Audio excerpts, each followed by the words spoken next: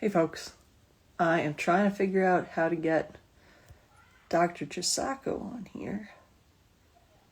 And I don't know how to do it. This is the first time I've ever done Instagram Live. So, if you guys have, here we go. Add as a moderator? Chisako? I don't know. Let's see if that works.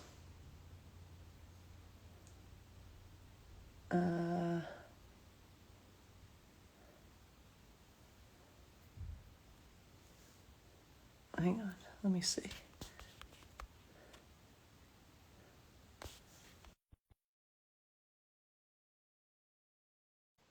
Dr. Chisako, I invited you. Oh! Hello. Hello. Oh my goodness. Look at that. How are you? I'm good. How are you? Hi, babe. Good. Say hi. It's nice to meet you. What's your name? What's your name? Oh, this is how old you're gonna be. Oh yeah, you added an age. All right. It's always very exciting when you add. Very exciting. Hi, bud. It's nice Okay. to meet you guys. This is Drew. There's your barnacle. I love it. Dude, right, you're a superhero. My goodness. You can eat this over there. Go. You guys can eat that over there. Maddie, share, please. Okay? All righty. So, Little snacky break. oh, of course. Constantly. You think you have to enough and you never do. Yeah, I get it. Beautiful. Well, so neither of us have ever done this before. We'll try to keep it kind of brief, I guess. Yeah. I had two questions when, after I saw you. First of all of the reels that I've made are like 5,000 or more views. So like people need to know this. It's I feel like once the information is out there, a lot of people are able to find it, which is great because it's all information that needs to, we need it, right? So I think just hearing it from real people and not necessarily just per se influencers, I think is something that's really important, because I mean, we're in the field, we have doctorate degrees, we're very well educated, and, obviously some of it is for Instagram or social media, or else we wouldn't be doing it. But, we know enough where, we know what's real and what's not real. And I think the real information and the real medical information just needs to be out there. Yeah, 100%. And even, I'm telling you, I've told so many people of the things we talked about, and I keep saying, I'm a little embarrassed to admit it, but I know people know the info, need the info, and you say it all the time, every day. Mm-hmm. It's different than what I say all the time, every day. So, right. Yeah, it's been insightful. So if anybody's on here, there's followers here joining. I don't know if you can see that. If you guys have questions for me or Dr. Chisako, just type them in the chat, and I guess we'll see them. We've never done this before. Yeah. No, I think. So the first one that I want you to answer. Somebody had asked, like, is it safe to lift?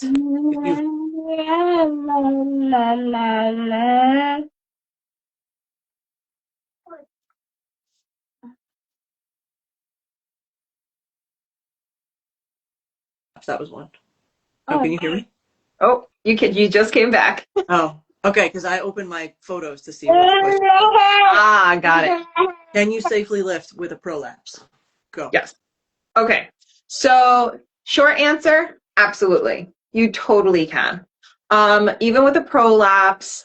Okay, wait, hold on. Let me back that up. So if you have a grade 3 or a grade 4, so prolapses are graded from 1, 2, 3, 4.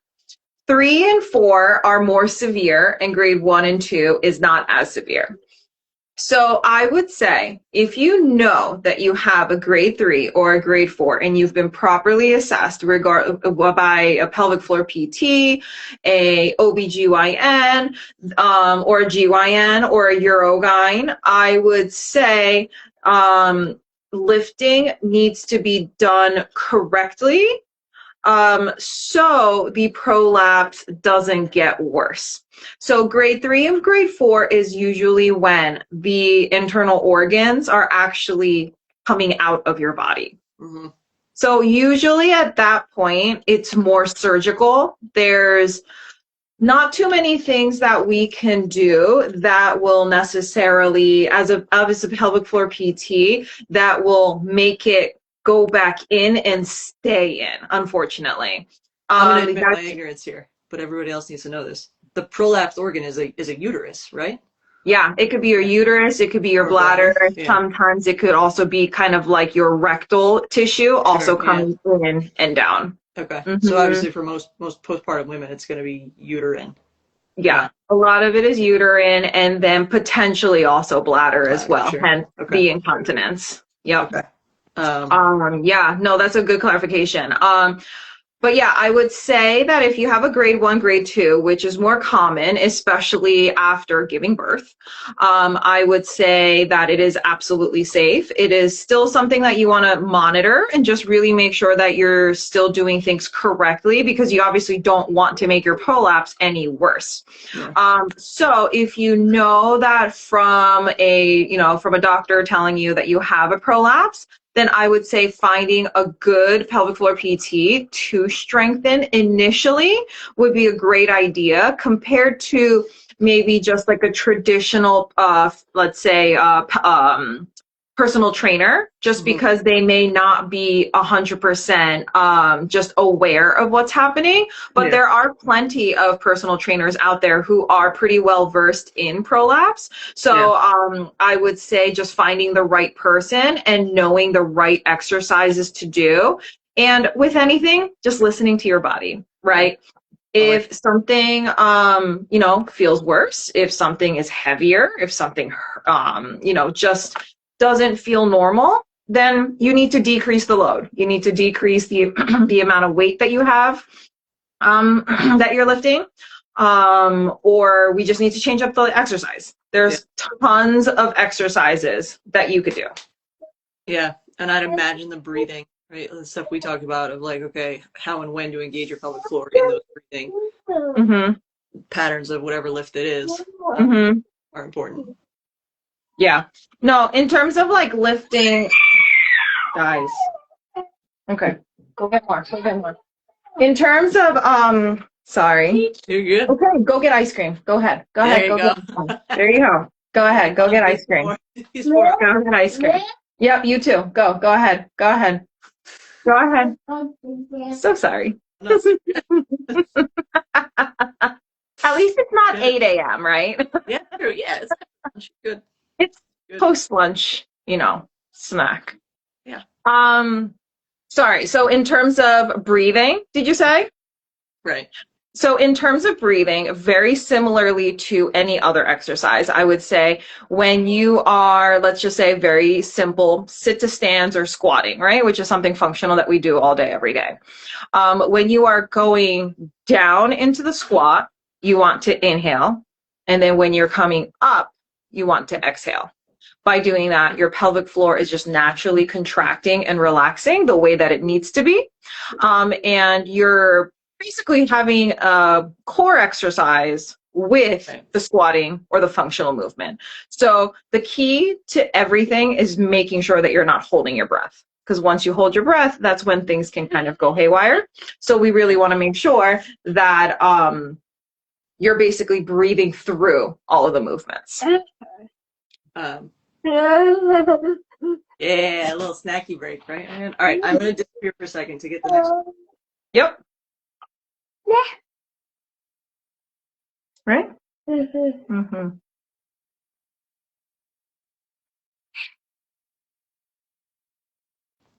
So this one is kind of related. They asked, can pelvic floor PT help prevent surgery for a prolapse? I'd imagine that depends on the degree of the prolapse.